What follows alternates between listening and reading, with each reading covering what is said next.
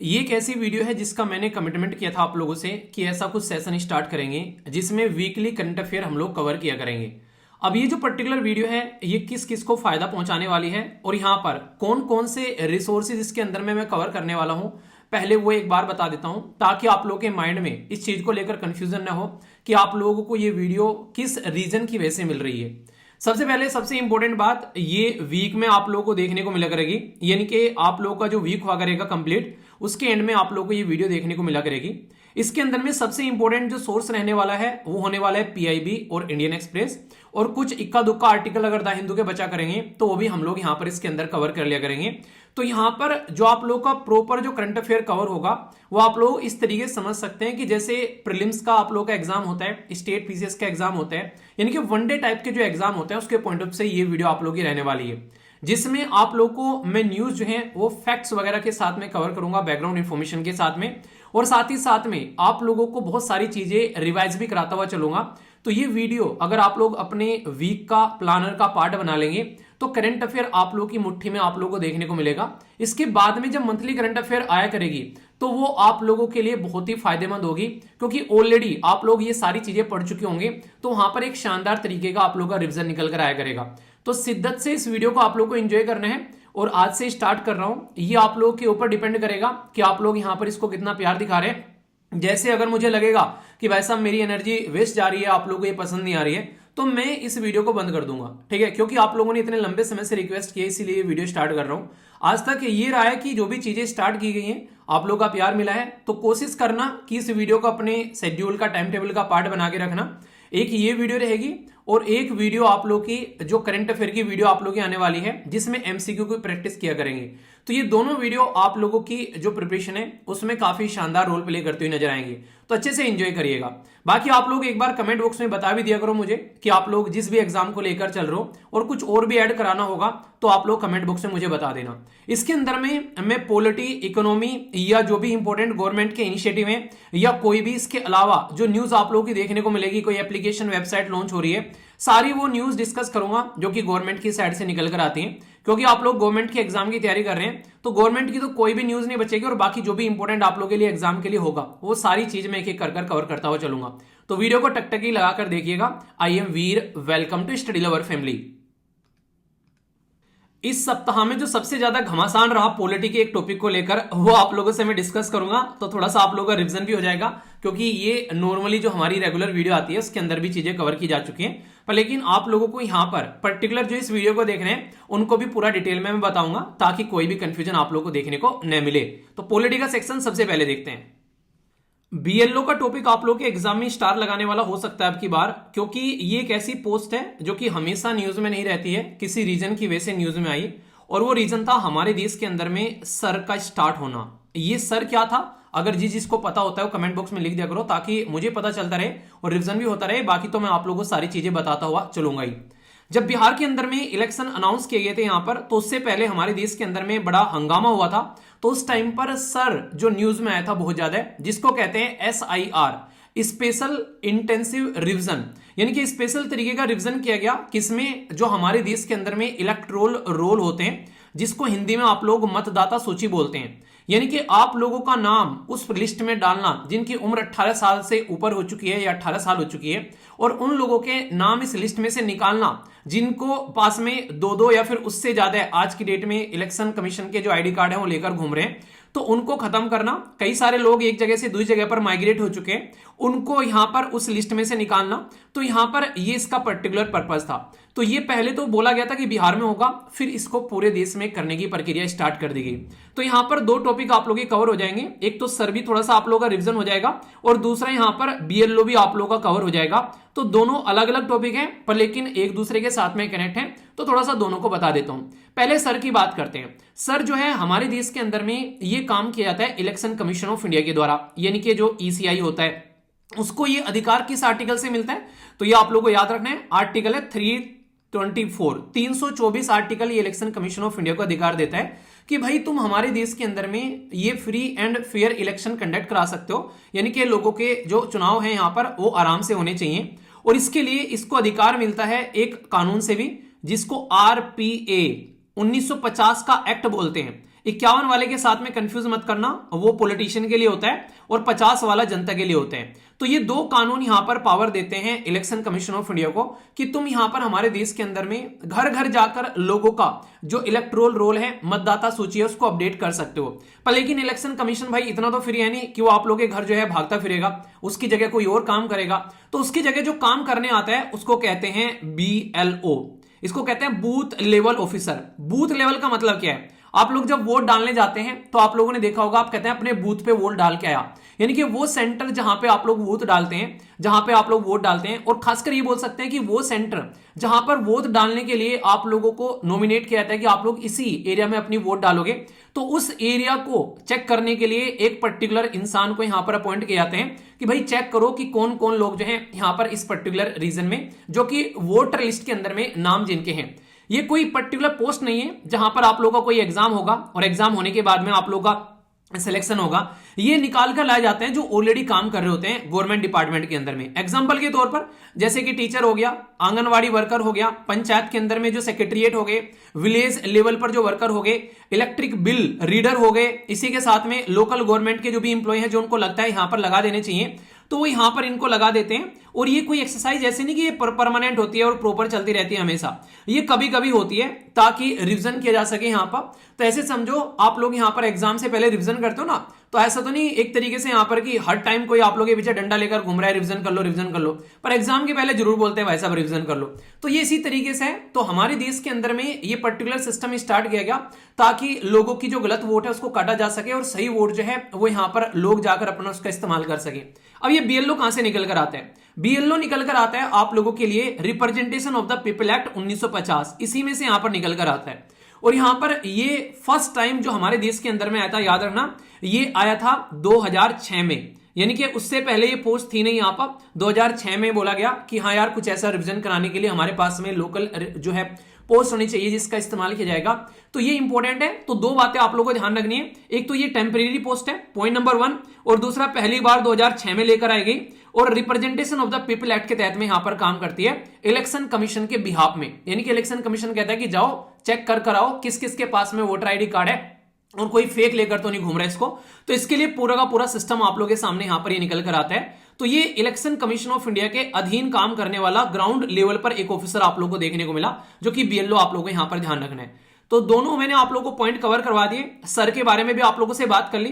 तो सारे के सारे पॉइंट जो भी मैंने आप लोगों से डिस्कस किए हैं, तो याद रखना ये कोई फुल टाइम मेंबर नहीं है, representation of the people act के तहत में यहां पर आता है। पहली बार 2006 में इंट्रोड्यूस किया गया और सर वाला टॉपिक आप लोगों का मैंने रिवीजन करा दिया क्योंकि पहले भी ये चीजें जो है न्यूज में रही है यहां पर बिहार इलेक्शन के टाइम पर भी। बस एक क्वेश्चन का आंसर आप लोग मुझे दे दो कि इलेक्शन कमीशन ऑफ इंडिया तो हमारे देश के अंदर में इलेक्शन कंडक्ट कराता है, आप लोगों को कौन सा आर्टिकल है संविधान के अंदर में जो वोट डालने की आप लोगों को पावर देता है, और क्या ये आप लोग का फंडामेंटल राइट है या फिर कॉन्स्टिट्यूशनल राइट है? तो A या फिर B में से आप लोगों के हिसाब से सही आंसर क्या होगा कमेंट बॉक्स में जरूर बताना। हर एक न्यूज की कोशिश की जाती है कि आप लोग एक स्लाइड भी मिल जाए जिसमें आप लोगों को सब कुछ एक ही स्लाइड के अंदर में कवर हो जाए, तो उसको भी आप लोग फॉलो कर सकते हैं। तो ये सारी की सारी जो पर्टिकुलर चीजें हैं आप लोग को रिकॉल करने में हेल्प करेगी, तो आप लोग अच्छे से चीजों को एंजॉय करते हुए चलेगा। तो दो टॉपिक कवर करा दिया आप लोग का, एक तो सर वाला टॉपिक कवर हो गया और दूसरा BLO वाला टॉपिक कवर हो गया। जबरदस्त तरीके से न्यूज में रहे तो कंफ्यूजन नहीं होना चाहिए। ये एक ऐसा टॉपिक होता है जिसमें गवर्नमेंट के जो भी इनिशिएटिव होते हैं, कोई वेबसाइट लॉन्च की गई, कोई एप्लीकेशन लॉन्च किया गया है, या अलग अलग मिनिस्ट्री के द्वारा जो भी डेवलपमेंट देखने को मिल रहे हैं, जो भी गवर्नमेंट की अलग अलग मिनिस्ट्री जो भी सिस्टम लॉन्च करती है, तो उसके बारे में यहां पर बात की जाती है। यह सरकार के जो इंपॉर्टेंट इनिशिएटिव है जनता के तक पहुंचने के, वो सारे इस वाले सेक्शन के अंदर में कवर किए जाते हैं। तो बहुत ही इंपॉर्टेंट सेक्शन होता है, टकटकी लगाकर देखिएगा। रिसेंटली हमारे देश के अंदर में बहुत सारे इंटरनेट को लेकर डेवलपमेंट देखने को मिले। आप लोगों को बता दूं, हमारे देश के अंदर में सुप्रीम कोर्ट ने भी इस चीज को लेकर काफी जबरदस्त तरीके से सरकार को बोला कि भाई इतने सारे साइबर फ्रॉड हो रहे हैं, पता नहीं क्या क्या चीजें चल रही हैं, लोगों के अकाउंट बिल्कुल क्लियर हो जा रहे हैं, तो यहां पर कुछ ना कुछ इस तरीके का जुगाड़ करो ताकि सबको यहां पर डील किया जा सके।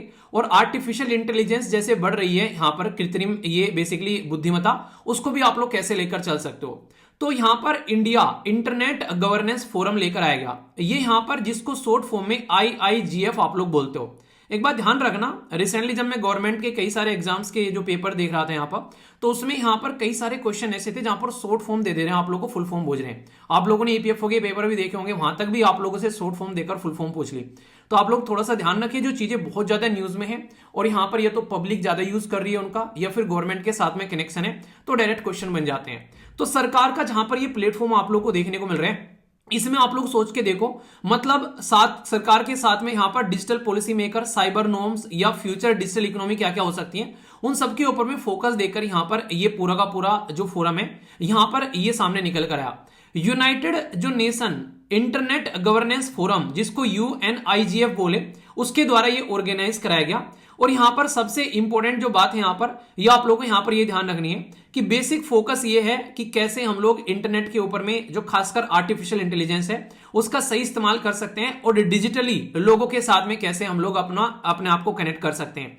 तो यहां पर नेशनल जो यहां पर इंटरनेट एक्सचेंज ऑफ इंडिया है, जिसको NIXI बोलते हैं, ये इंटरेस्टिंग है। रिसेंटली अभी इसका नाम देकर ये पूछ लिया था कि कौन सी मिनिस्ट्री के अंडर में ये काम करता है, तो ministry of electronics and IT यानी कि इंफॉर्मेशन टेक्नोलॉजी के अंदर में ये NIXI यानी कि national internet exchange of India काम करता है। यहां पर ये इसका काम क्या है, इसका काम यह है कि जो डिजिटल और यहां पर पब्लिक जो इंफ्रास्ट्रक्चर है उनका ध्यान रखें, साइबर सिक्योरिटी के लिए आप लोगों के लिए बेसिकली प्रोटेक्शन प्रोवाइड करें, आप लोगों का डेटा और प्राइवेसी फंडामेंटल राइट है ना, कौन से आर्टिकल के अंदर में, तो उसको यहां पर सपोर्ट प्रोवाइड करें, आर्टिफिशियल इंटेलिजेंस सही रहे, यहां पर डिजिटली किसी को पीछे न छोड़ा जाए। पता चला जैसे पहले इंटरनेट गांव में नहीं है, शहरों में है, यहां पर तो हम कहने लगे गांव तो यार पिछड़े रह गए, तो अब की बार ऐसा नहीं होना चाहिए, हर जगह इंटरनेट पहुंचना चाहिए, डिजिटल राइट सबके प्रोटेक्ट होने चाहिए, गलत नहीं होना चाहिए, ऑनलाइन सबकी सेफ्टी होनी चाहिए, और इंफ्रास्ट्रक्चर के एक प्रॉपर स्टैंडर्ड होने चाहिए। तो इसको लेकर यहां पर ये इंटरनेट जो इंडिया का गवर्नेंस फोरम निकल कर आया, और इसकी थीम ये रखी गई कि भाई हम लोग बात करेंगे advancing internet governance for inclusive और सस्टेनेबल विकसित भारत। विकसित भारत बनाने का टारगेट क्या है, ये आप लोगों को पता है, 2047 तक हम लोग अपने आप को विकसित भारत बनाने वाले हैं। तो इंटरनेट का बहुत बड़ा रोल रहने वाला है जब विकसित भारत सामने निकल कर आएगा, तो उसी को लेकर ये पूरा का पूरा सिस्टम आप लोगों के सामने निकल कर आया। तो इसको लेकर कोई भी डाउट नहीं होना चाहिए कि ये क्या सिस्टम था, कहां पर हुआ ये सिस्टम पूरा का पूरा। तो आप लोगों को न्यू दिल्ली के अंदर में ये पूरा का पूरा देखने को मिला, किसके द्वारा ऑर्गेनाइज कराया, किन किन एरिया में काम कर रहा था। तो ये इंपॉर्टेंट न्यूज आप लोगों के लिए हो जाती है, स्टार लगाने लायक न्यूज है एग्जाम के पॉइंट ऑफ व्यू से। जितनी भद आज की डेट में हमारे देश के अंदर में दवाइयों को लेकर पिटी है हमारे देश की, या बाहर लेवल पर या फिर देश के अंदर में, उससे ज्यादा कभी बेइज्जती नहीं हुई भाई। अफ्रीका कॉन्टिनेंट के अंदर में हमारे देश की खांसी की दवाई पीकर बहुत सारे बच्चों की जान चली गई। हमारे खुद के देश के अंदर में, राजस्थान के अंदर में और कई सारे राज्य में खुद के देश के बच्चों की जान चली गई। तो ऐसा स्टैंडर्ड है दवाइयों का हमारे देश के अंदर में, जो कि सोचने वाली बात है। तो यहां पर एक कमीशन आता है जिसका नाम है इंडियन फार्माकोपिया कमीशन, IPC बोलते हैं, इंडियन पिनल कोड नहीं है यहां पर, इसको इंडियन भारतीय फार्माकोपिया आयोग या कमीशन आप लोग बोल सकते हैं। तो सबसे पहले तो शॉर्ट फॉर्म में लिख देंगे और बोलेंगे किस मिनिस्ट्री के अंडर में आते हैं, तो ministry of health and family welfare के अंडर में ये आप लोग को देखने को मिल जाएगा। तो यहां पर ये पर्टिकुलर क्या करता है, ये यहां पर हमारे देश के अंदर में Indian pharmacopoeia official book standard प्रस्तुत करता है दवाइयों को लेकर, कि दवाइयों की क्वालिटी किस तरीके से रखनी है। और यहां पर ये स्टैब्लिश किया गया 2009 में, यहां पर इससे पहले जो बॉडी थी उनको रिप्लेस कर, ताकि ये आज की डेट में जो भी दवाइयां बन रही हैं इंडियन मार्केट के अंदर में, उनकी क्वालिटी, सेफ्टी और उनकी एफिकेसी का ध्यान रखा जा सके। यानी कि जो दवाइयां हमारे पास में आज के दिन में हमको खाने के लिए आ रही है, उनकी गुणवत्ता, सुरक्षा और क्या प्रभावी है, उनका फायदा क्या है, वो हमारे पास में निकल कर आ सके। इसका जो हेडक्वार्टर है काफी इंटरेस्टिंग है। यहां पर अगर आप लोग स्टेट से भी आते हैं और स्टेट के अंदर में कोई उस पर्टिकुलर इंडियन बॉडी का हेडक्वार्टर होता है, तो आप लोगों को उसके बारे में थोड़ा सा और ध्यान रखना चाहिए। तो इसका हेडक्वार्टर आप लोगों को उत्तर प्रदेश गाजियाबाद के अंदर में देखने को मिलेगा, जो कि NCR वाले रीजन में आप लोगों को नजर आता है। और ये ministry of health and family welfare के अंडर काम करता हुआ आप लोगों को देखने को मिलता है। तो याद रखना, फर्स्ट ये पब्लिश किया गया था 1955 में, यहां पर जो पहले यहां पर काम किया करते थे यहां पर, फिर बाद में चलकर चीजें चेंज हो गई और आज की डेट में लेटेस्ट वर्जन इंडियन फार्माकोपिया का जो पब्लिश किया जाता है यहां पर, तो इसके बेसिस पर ये बताते हैं कि दवाइयों का स्टैंडर्ड कैसा रहना है। तो यहां पर अभी इनके द्वारा MOU साइन किए गए थे कि नागालैंड के अंदर में जो दवाइयों की सेफ्टी है उसको बढ़ाया जा सके। ठीक है, तो नागालैंड की कैपिटल क्या है पता है आप लोगों को? ये छोटे छोटे क्वेश्चन कई बार इंटरव्यू में पूछ लेते हैं आप लोगों को कंफ्यूज करने के लिए और इरिटेट करने के लिए, तो थोड़ा सा याद जरूर रखिएगा। ठीक है, अच्छा, कई बार ऐसे छोटे छोटे मिशन लॉन्च में होते हैं तो वो न्यूज में रहते हैं और आप लोगों से डायरेक्ट क्वेश्चन भी पूछा सकता है। और अगर आप लोग जैसे कि स्टेट पीसीएस या यूपीएससी की तैयारी कर रहे हैं और मेंस का आंसर लिखना है, तो वहां पर भी एक अच्छा सजेशन के तौर पर आ सकता है। बात की जा रही है नेशनल मिशन फॉर मॉनिटरिंग, यानी कि हमारे देश के अंदर में NMM यानी कि national mission for monitoring, monitoring मतलब जैसे नहीं कहते थे क्लास में कि क्लास मॉनिटर है, तो यहां पर चीजों का ध्यान रखने वाला, तो क्या ध्यान रखेगा। तो ये एक ऐसा मिशन लॉन्च किया गया जिसमें हमारे देश के अंदर में जो यूनिवर्सिटी ग्रांट कमीशन एजुकेशन को जो देखने वाली बॉडी है, उसने ये बोला कि कॉलेज के जो प्रोफेसर हैं वो भाई साहब स्कूल के जो टीचर हैं उनको ट्रेन करेंगे, और यहां पर NMM जो है वो यहां पर इसका ध्यान रखेगा। तो इनके जो प्रोफेशनल है यहां पर वो यहां पर ज्यादा टीचर को ट्रेन करेंगे। तो यहां पर जो अच्छे लेवल पर काम कर रहे हैं, तो ऐसे समझो जैसे कि यहां पर सेंट्रल गवर्नमेंट जो है वो स्टेट गवर्नमेंट को ट्रेन करे, और स्टेट गवर्नमेंट जो है वो यहां पर नीचे जाकर पंचायत और म्युनिसिपैलिटी को ट्रेन करने लगी।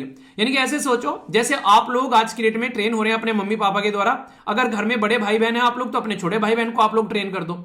तो ये एक पायलट बेसिस पर प्रोजेक्ट लॉन्च किया गया ताकि देश के अंदर में यहां पर 30 लगभग सेलेक्ट की गई उस टाइम पर, ये यहां पर सेंट्रल स्कूल। पायलट का मतलब होता है पहले ट्राई करके देखते हैं, हीट एंड ट्रायल, जम गया सही है, ट्रेनिंग बढ़िया हो रही है तो आगे बढ़ा देंगे, और नहीं हो रहा है तो भाई साहब बंद करके अपना घर को चलेंगे बस्ता उठा के। तो ऐसे कनेक्ट कर सकते हैं। तो यहां पर ये मिनिस्ट्री ऑफ एजुकेशन का प्रोजेक्ट और इंप्लीमेंट किया गया AICTE के द्वारा, जिसको all India council for technical education बोलते हैं। तो याद रखना यहां पर मिनिस्ट्री ऑफ एजुकेशन का है, पर इंप्लीमेंट करने वाली बॉडीज के अंदर आप लोगों को देखने को मिलती है। इसका मतलब क्या था, क्यों लेकर आया गया भाई, नेशनल एजुकेशन पॉलिसी हमारे देश के अंदर में प्रॉपर इंप्लीमेंट की जाए और एजुकेशन का जो लेवल है वो बढ़ाया जाए, इसको लेकर ये पूरा का पूरा मुद्दा देखने को मिला। ठीक है, तो शिक्षा दीक्षा लोगों तक सही पहुंचे। तो नेशनल एजुकेशन पॉलिसी, अच्छा एजुकेशन संविधान के अंदर में कौन सी लिस्ट में आता है ये आप लोगों को पता होगा, कमेंट बॉक्स में लिखिए।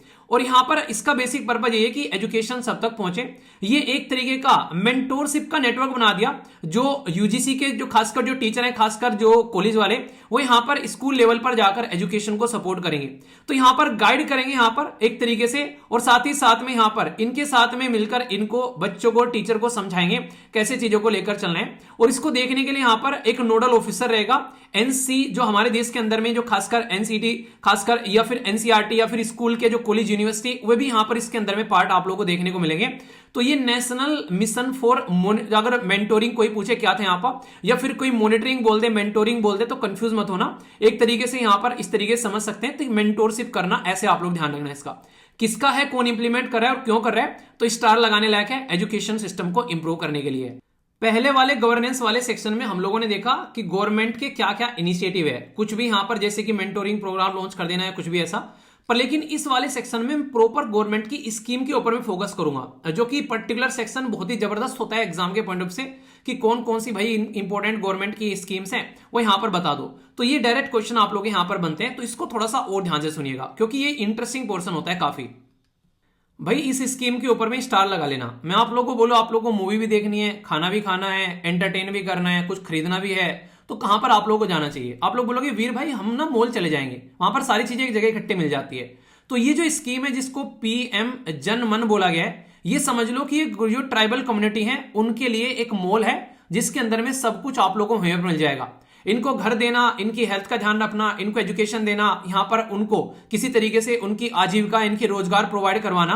तो ये इसी तरीके की एक स्कीम हमारे देश के अंदर में लॉन्च की गई थी, जो कि यहां पर बार बार न्यूज में आती रहती है। 2023 में ये स्कीम लॉन्च की गई थी, पर ये कई बार न्यूज में आ जाती है जब इसके अंदर में अलग अलग ट्राइबल कम्युनिटी को इंक्लूड किया जाता है कोई सपोर्ट प्रोवाइड कराने के लिए। तो सबसे पहले तो इसकी फुल फॉर्म आप लोगों को पता होनी चाहिए। तो प्रधानमंत्री जनजातीय आदिवासी न्याय महाअभियान, तो उनको न्याय प्रोवाइड कराने का एक महाअभियान लॉन्च किया गया था गवर्नमेंट के द्वारा 2023 में, ताकि भाई उनका एक प्रॉपर डेवलपमेंट किया जा सके। किनका? ट्राइबल कम्युनिटी का। नहीं, ट्राइबल कम्युनिटी का नहीं, पर्टिकुलरली वनरेबल ट्राइबल कम्युनिटी का। यानी कि ट्राइबल कम्युनिटी तो हमारे देश के अंदर में 705 के करीब है, पर लेकिन उनमें से निचोड़कर वो ट्राइबल कम्युनिटी निकाल देना जो कि बिल्कुल गरीब लेवल की है, वो 75 आप लोगों को देखने को मिलेगी। तो ये 75 ट्राइबल कम्युनिटी हैं जिनको पर्टिकुलरली वनरेबल ट्राइबल कम्युनिटी कहते हैं, और ये ट्राइबल कम्युनिटी ज्यादातर उड़ीसा के अंदर में पाई जाती है। हमारे देश के अंदर में कोई बोले सबसे ज्यादा कहां पर पाई जाती है, तो उड़ीसा के अंदर में, ध्यान रखना। और ये जो बेसिकली एक ट्राइबल कम्युनिटी है, इसका नाम भी आप लोग ध्यान रखना, ये भी उड़ीसा के अंदर में आप लोगों को देखने को मिलती है, जिसका नाम है बोंडा ट्राइब। ये पर्टिकुलरली ये प्रिमिटिव ट्राइबल कम्युनिटी है। तो इनको पक्का घर देने की बात की गई थी इस स्कीम के तहत में। तो यहां पर सबसे इंटरेस्टिंग बात है भाई, अगर तुमको घर भी प्रोवाइड कराना है, शिक्षा भी प्रोवाइड करानी है, रोजगार भी देना है, तो कोई शक्तिमान तो है नहीं एक ही इंसान सारे काम कर देगा। तो यहां पर ministry of tribal affair, ministry of rural development, ministry of health, health देने का काम करेगी, और स्किल जो है वो यहां पर स्किल देने का काम करेगी। तो ये पॉइंट आप लोग समझ सकते हैं। तो यहां पर first comprehensive particularly tribal community के लिए कोई ऐसा स्कीम लेकर आएगा जो कि रियलिटी में काफी इंपॉर्टेंट था, तो इसको आप लोग ध्यान रखना। और बेसिक पर्पज ये है कि भाई जब भारत में हम लोग अपने देश को डेवलप करें 2047 में, हम लोग अपने देश को बोले कि हम लोग अमृत काल का विजन देख रहे हैं, उस टाइम पर ट्राइबल कम्युनिटी पीछे ना छूट जाए। यहां पर तो ट्राइबल को जस्टिस मिलना चाहिए, उनके लिए भी गवर्नेंस होनी चाहिए, और हेल्थ के लिए भी उनके लिए काम किया जाए। तो ये स्कीम इसलिए लेकर आएगी। क्वेश्चन ये बता दो कि ट्राइबल कम्युनिटी में जो पर्टिकुलरली वर्नेबल ट्राइबल कम्युनिटी है, उसको यहां पर पहले ही हमारे देश के अंदर में ये किस पर्टिकुलर कमीशन के द्वारा रिकमेंड किया गया कि हाँ पर्टिकुलरली ट्राइबल कम्युनिटी यहां पर होनी चाहिए। ठीक है, जो नाम है वो डी से बनता है। देखता हूं किस किस को याद है यहां पर, तो ये कमेंट बॉक्स में लिखेगा।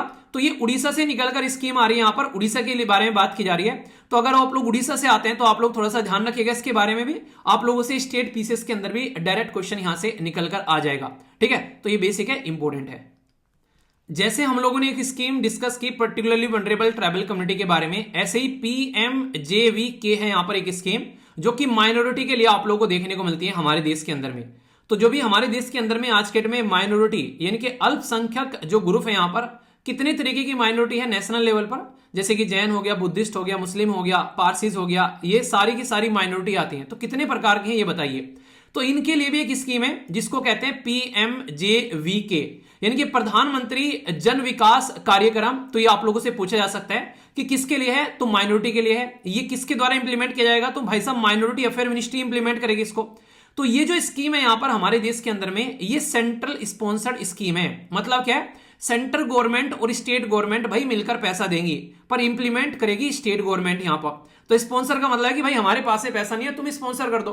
तो सेंट्रल गवर्नमेंट स्पॉन्सर कर देती है पैसा देने के लिए। तो यहां पर क्योंकि अलग अलग स्टेट में अलग अलग तरीके की माइनॉरिटी पाई जाती है, तो इसलिए मिलकर काम करेंगे दोनों। अगर सेंट्रल सेक्टर स्कीम होती तो सेंट्रल गवर्नमेंट ही सारा पैसा देती है यहां पर। तो ये किस तरीके से, जैसे आप लोग ट्राइबल कम्युनिटी का डेवलपमेंट करते हो, ऐसे यहां पर माइनॉरिटी का डेवलपमेंट होगा। उनको बेसिक फैसिलिटी देखने को मिलेगी, उनका एजुकेशन प्रोवाइड कराना, स्किल डेवलपमेंट करना, उनको हेल्थ और हाउसिंग, वो सारी चीजें जो वहां पर ट्राइबल कम्युनिटी के लिए दी गई थी, यहां पर माइनॉरिटी के लिए प्रोवाइड कराई जाएगी इसके अंदर में। तो इस स्कीम को उस स्कीम के साथ में कंफ्यूज मत कर देना कल को चलकर कि यार ये तो एक जैसी सुनती सुनती सी स्कीम लग रही है। इसलिए आप लोगों को दोनों स्कीम एक साथ में पढ़ाती है यहां पर, ताकि आप लोग दोनों में डिफरेंस भी क्रिएट कर सको। तो ये इंपॉर्टेंट हो जाता है यहां पर। और ये आप लोगों को बताइए, जब सेंट्रल गवर्नमेंट पैसा देने की बात करती है तो अलग अलग डिपार्टमेंट के साथ में अलग अलग शेयर होता है। जैसे कि सेंटर और स्टेट जहां पर नॉर्मल राज्य हैं, तो वहां पर 60% राज्य सेंट्रल गवर्नमेंट देगी, 40 यहां पर स्टेट गवर्नमेंट। पर जैसे नॉर्थ ईस्ट वाले राज्य हैं, जहां हिमालयन रीजन वाले राज्य हैं, जहां पहाड़ है, ज्यादा डेवलपमेंट नहीं होता है, तो वहां पर 90% सेंटर देती है और 10% स्टेट। और जहां पर आप लोगों को देखने को मिलेगा यूनियन टेरिटरीज वगैरह, भाई साहब वहां पर तो सारा का सारा पैसा सेंट्रल गवर्नमेंट ही लगा देती है। ठीक है, आजकल एग्जामिनर के बड़े मजे आते हैं आप लोगों के मजे लेने में। आप लोगों को कोई शॉर्ट फॉर्म लिख देगा और बता देगा किससे रिलेटेड है। यहां पर ये कह देगा कि भाई साहब टैक्स रैंप, यहां पर ये बता दो किससे रिलेटेड है। यहां पर ये किसानों से रिलेटेड है, विधवाओं से रिलेटेड है, टेक्सटाइल सेक्टर से रिलेटेड है, या फिर मैरीन इंडस्ट्री से रिलेटेड है। अगर फुल फॉर्म नहीं पता होगी तो आप लोग वहीं पर ही धाराशायी हो जाएंगे। तो स्कीम का नाम है यहां पर TEX, टैक्स RAMPS। तो इसका मतलब है यहां पर टेक्सटाइल, टेक्सटाइल मतलब कपड़ा उद्योग। और यहां पर रैम्प्स क्या है, यहां पर ये कहा जा रहा है रिसर्च, असेसमेंट, एक तरीके से यहां पर मॉनिटरिंग करना, प्लानिंग करना। तो ऐसे स्टार्टअप स्टार्ट करना, यानी कि हमारे देश के अंदर में जो कपड़ा उद्योग में काम करने वाले स्टार्टअप हैं, उनको सपोर्ट प्रोवाइड कराने के लिए सरकार के द्वारा ये स्कीम लॉन्च की गई ताजी ताजी। तो यहां पर इसके चलते यहां पर ये देखने को मिला था उस टाइम पर कि भाई हम लोग जब बांग्लादेश के अंदर में, आप लोगों को पता है शेख हसीना अपना तख्ता छोड़कर भागी, तो बांग्लादेश के अंदर में बड़ी दिक्कत थी। दुनिया में सबसे लार्ज स्केल पर जो हमारा कॉम्पिटिटर है वो बांग्लादेश और वियतनाम रहता है। पर वहां पर जिस तरीके की उस टाइम पर कंडीशन खराब हुई, तो सरकार को लगा लगे हाथों एक स्कीम लॉन्च कर देते हैं अपने देश के अंदर में चीजों को बढ़ाने के लिए, तो ताकि टेक्सटाइल सेक्टर को यहां पर हम लोग फ्यूचर प्रूफ बना सके। तो इसके लिए यहां पर ये पूरा का पूरा काम देखने को मिला। तो वस्त्र और जो परिधान है, कपड़े जो भी उससे बनाने वाली सारी चीजें हैं, क्या इनोवेशन कर सकते हैं, क्या डेटा है, कहां कहां ज्यादा एक्सपोर्ट कर रहे हैं, कौन कौन से लोग इसमें काम कर रहे हैं, उसको सपोर्ट प्रोवाइड कराने के लिए ये सिस्टम निकल कर आया और ये सेंट्रल सेक्टर स्कीम आप लोगों को देखने को मिली। यानी कि पूरा सारा पैसा सेंट्रल गवर्नमेंट ने बोला हम देंगे, है नहीं बस भाई साहब तुमको टेंशन लेने की जरूरत नहीं है, बस तुम काम करो, पीछे हम खड़े हैं, जैसे मम्मी पापा बोल देते हैं जब आप लोग बाहर पढ़ने के लिए जाते हो। तो यहां पर जो मिनिस्ट्री ऑफ टेक्सटाइल है उसने बोला कि तुम अपना काम करो, हम चीजों को देखेंगे। और 25 से लेकर 31 तक ये स्कीम जो है वो काम करने वाली है, जिसके अंदर में अलग अलग टाइम पर अलग अलग तरीके से सपोर्ट प्रोवाइड कराई जाएगी। तो ये फाइनेंस कमीशन की जो साइकिल है खासकर उसके साथ में इसको मैच करने की कोशिश की गई। तो 305 करोड़ रुपए यहां पर 2025 से लेकर 31 तक यहां पर अलग अलग लेवल पर खर्च किए जाएंगे इस एरिया को बढ़ावा देने के लिए। तो ये काफी इंपॉर्टेंट आप लोगों से यहां पर पूछा जा सकता है। तो कल को चलकर कोई ऐसी स्कीम का नाम दे दे शॉर्ट फॉर्म में और बोले कि भाई बताओ क्या स्कीम है, क्या काम करेगी, तो ये बेसिक्स आप लोगों को एटलीस्ट आइडिया जरूर होना चाहिए। और फुल फॉर्म तो बिल्कुल याद रखिएगा, कौन सी मिनिस्ट्री के द्वारा आएगी, भाई मिनिस्ट्री ऑफ टेक्सटाइल देखने को मिलेगी। तो आप लोग इन चीजों को ऐसे कनेक्ट कर सकते हैं, ठीक है दोस्तों। अगर आप लोग बैंकिंग या फिर रेगुलेटरी बॉडीज की तैयारी कर रहे हो तो ये इंपॉर्टेंट सेक्शन आप लोगों के लिए खासकर स्पेशल हो जाता है। वैसे तो यूपीएससी स्टेट पीसीएस या फिर वनडे टाइप एग्जाम में भी क्वेश्चन यहां से आप लोग बनते हैं, पर लेकिन ये यहां पर तो डायरेक्ट ही क्वेश्चन इस सेक्शन से पूछे जाते हैं। तो ध्यान से सुनिएगा टकटकी लगाकर। ये जबरदस्त आर्टिकल है और इसको लेकर कंट्रोवर्सी भी बन गई है, तो इसलिए इसके ऊपर में 2-4 स्टार लगा लेना। आप लोगों को बड़े ही प्यार से पूरा टॉपिक समझाऊंगा, ध्यान से सुनते हुए चलिएगा। अभी रिसेंटली मसाला बॉन्ड न्यूज में आ गए। क्यों न्यूज में आ गए? क्योंकि केरला सरकार के अंदर में एक पर्टिकुलर ऑर्गेनाइजेशन है जिसको बोलते हैं Kerala infrastructure investment fund board, उसने मसाला बॉन्ड इशू कर दिए। तो यहां पर इसको लेकर ईडी का नोटिस आ गया और यहां पर सेंटर और स्टेट के बीच में आप लोग सोचो कि एक लड़ाई हो गई और यहां पर यही सेम कंडीशन आप लोगों को देखने को मिली, जिसकी वजह से मसाला बॉन्ड न्यूज में आ गया। सबसे पहले तो यहां पर जो टर्म है मसाला बॉन्ड, इसको मसाला बॉन्ड क्यों बोला जाता है? मसाला बॉन्ड से पहले बाद में बात करूंगा, पहले बॉन्ड क्या होते हैं। बॉन्ड ये होते हैं, मान लीजिए यहां पर मैं एक कोई तरीके का एग्रीमेंट लेकर आऊं आप लोगों के सामने और मैं बोलूं कि यार मुझे 10,000 रुपए की रिक्वायरमेंट है और मुझे 10,000 रुपए आप लोग दे दो, इसके बदले में मैं आप लोग को इंटरेस्ट पे करूंगा 6% का और आप लोग का प्रिंसिपल भी दे दूंगा यहां पर। तो मैं आप लोग को एक एग्रीमेंट साइन कर लूं, उस एग्रीमेंट में लिखा होगा कि मैं ये प्रिंसिपल ले रहा हूं आप लोगों से और ये इंटरेस्ट है, तो इसके बेसिस पर आप लोगों को कागज मिल जाएगा। तो जब भी मैं आप लोगों को बोलूं कि मुझे 1 साल के लिए चाहिए, 2 साल के लिए चाहिए, तो जैसे ही यहां पर वो टाइम ड्यूरेशन कंप्लीट होगा मैं आप लोगों का पैसा और आप लोगों का इंटरेस्ट जो है वो देने दे दूंगा। तो यहां पर ये जो पर्टिकुलर कागज है जिसपे सारी बातें लिखी होती हैं इसको बॉन्ड कहते हैं। अब ये जो पर्टिकुलर बॉन्ड है ये सरकार और प्राइवेट के बीच में भी हो सकता है, यहां पर इस तरीके से आप लोग समझ सकते हैं। तो अभी मुद्दा क्या है, अब मैं आप लोगों को यहां पर मसाले के बारे में बात करता हूं। बॉन्ड तो समझ में आ गया, एक तरीके का एग्रीमेंट जिस पर लिख दे कि भाई ये काम होना है इस तरीके से। अब यहां पर मसाला नाम क्यों दिया गया? मसाला वर्ड ये निकल कर आता है बेसिकली भारत की कल्चर से। हमारे देश के अंदर में हम लोग डिफरेंट कल्चर में रहने वाले लोग हैं यहाँ पर, तो उससे जो मसाला वर्ड है ये स्पाइसेस के बारे में बात करता है कि हमारे देश के अंदर में डिफरेंट डिफरेंट मसाले होते हैं। तो हमारी जो देश की जो बेसिकली डिफरेंट कल्चर को दिखाता है यहाँ पर इंटरनेशनल मार्केट के अंदर में, तो इसलिए इसका नाम मसाला बॉन्ड रख दे यहाँ पर। तो मसाला बॉन्ड जो है ये यहाँ पर हमारे देश के द्वारा केरला सरकार के द्वारा ये इंट्रोड्यूस किया गया और यहाँ पर इन्होंने ये पैसा उठाने की कोशिश की इंटरनेशनल मार्केट से जाकर। तो इंटरनेशनल मार्केट से अगर आप लोग बेसिकली जाकर पैसे लेते हो और वो भी इंडियन रुपी में पैसे लेते हो, इंडियन रुपी मतलब मान लो आज की डेट में केरला गवर्नमेंट चली गई इलोन मस्क के पास में और वो कहने लगी कि भाई इलोन हमें पैसे दे दे। इलोन कहेगा यार मैं तो डॉलर में दूंगा, केरला सरकार कहने लगी यार डॉलर में नहीं रुपी में चाहिए। रुपी में क्यों चाहिए? रुपी में इसलिए चाहिए कल को डॉलर की वैल्यू तो ऊपर नीचे होती रहती है। पता चला $1 जो है वो आज 90 रुपए का है, कल को चलकर $1 जो है वो पता चला 120 का हो गया।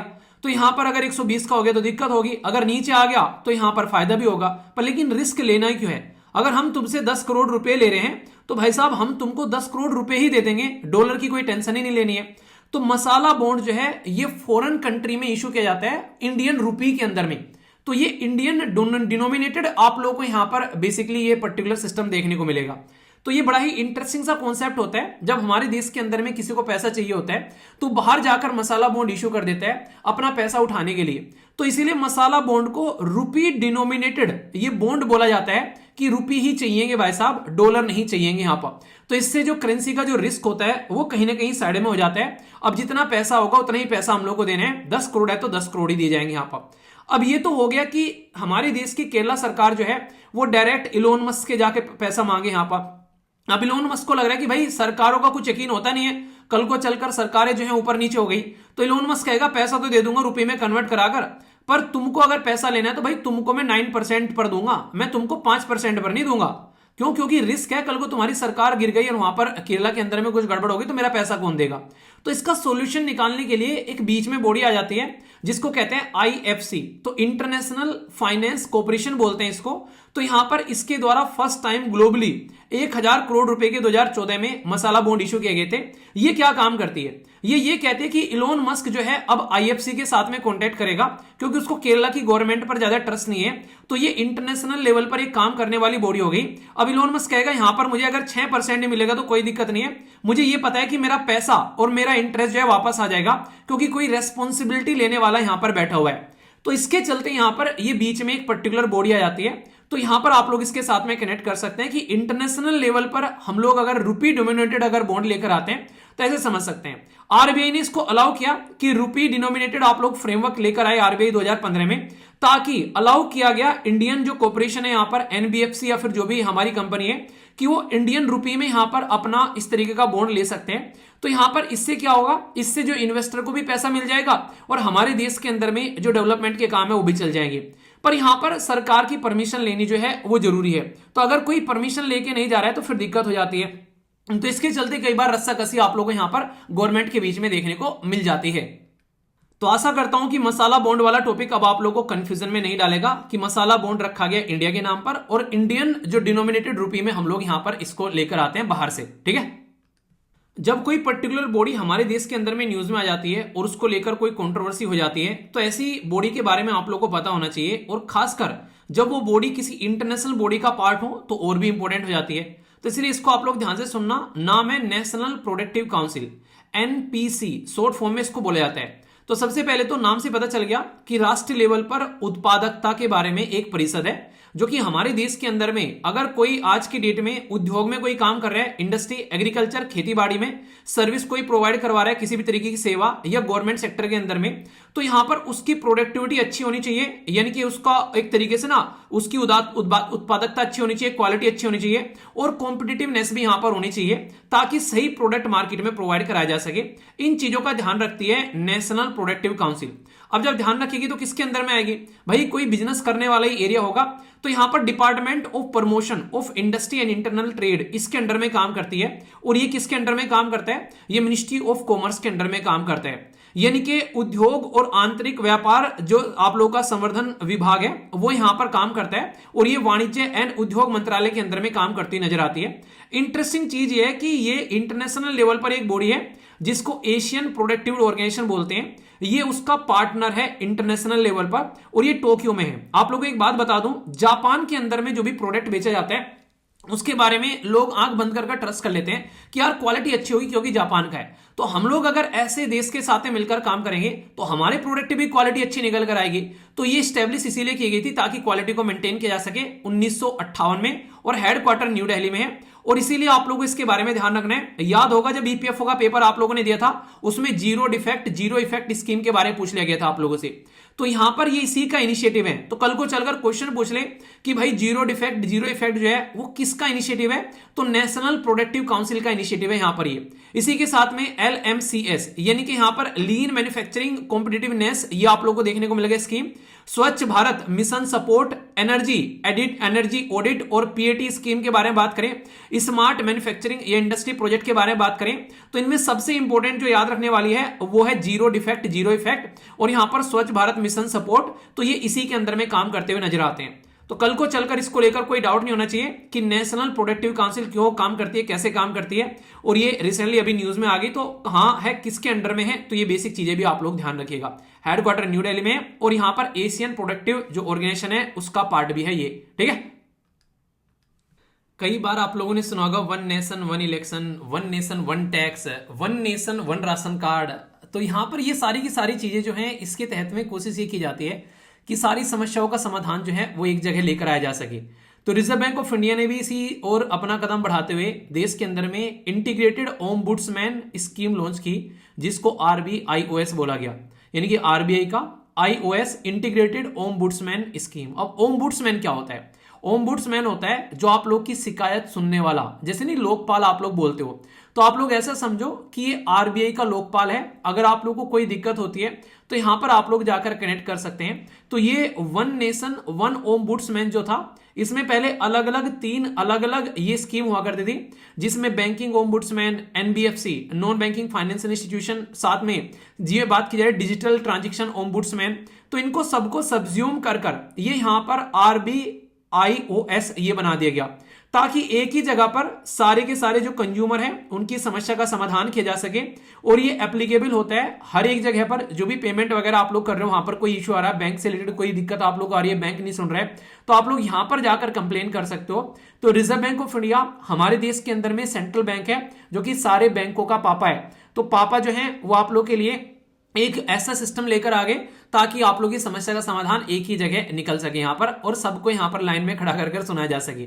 अच्छी बात ये देखने को मिली कि जब यहां पर देखा गया इस स्कीम के तहत में, तो पहले जो कंप्लेन होती थी उसके कंपेयर में जो कंप्लेन है काफी ज्यादा बढ़ गई, यानी कि लोग इसका इस्तेमाल भी कर रहे हैं और आज के डेट में इसके बारे में अवेयर भी है। तो आरबीआईओएस का नाम क्या है, क्यों स्टार्ट किया गया, किस किस को इसके अंदर में मिक्स किया गया, पहले यहां पर क्या नाम था, अभी यहां पर ये क्या है, ये कुछ बेसिक बातें और क्यों है आप लोग के जनता के फायदे के लिए। ठीक है, ये तो आप लोगों ने सुना होगा हेल्थ इज वेल्थ यहां पर लेकिन वेल्थ जो है वो रियलिटी में फील करना जरूरी है, तभी वेल्थ लगेगी, वरना बोलने में और करने में काफी फर्क आप लोगों को नजर आएगा। तो कथनी और करने में फर्क नहीं होना चाहिए। तो यहां पर काफी इंपॉर्टेंट है, ध्यान से सुनना इस पर्टिकुलर सेक्शन को। एक बीमारी रिसेंटली काफी ज्यादा न्यूज में रही यहां पर, जिसका नाम है थैलेसीमिया। थैलेसीमिया अगर आप लोगों को समझना है तो पहले आप लोगों को चीजों को अंडरस्टैंड करना पड़ेगा कि इसका मतलब क्या है। थैलेसीमिया कहते हैं कि genetic blood disorder. Genetic blood disorder का मतलब यह है कि जो बीमारी आप लोगों के पेरेंट्स से, चाहे मम्मी हो चाहे पापा, उनसे आप लोगों के शरीर में आती है, तो उसको जेनेटिक ब्लड डिसऑर्डर बोलते हैं। आखिर क्या होता है इस बीमारी के अंदर में? इस बीमारी के अंदर में जो बॉडी है वो एनफ हेल्दी हीमोग्लोबिन प्रोड्यूस नहीं कर पाती है।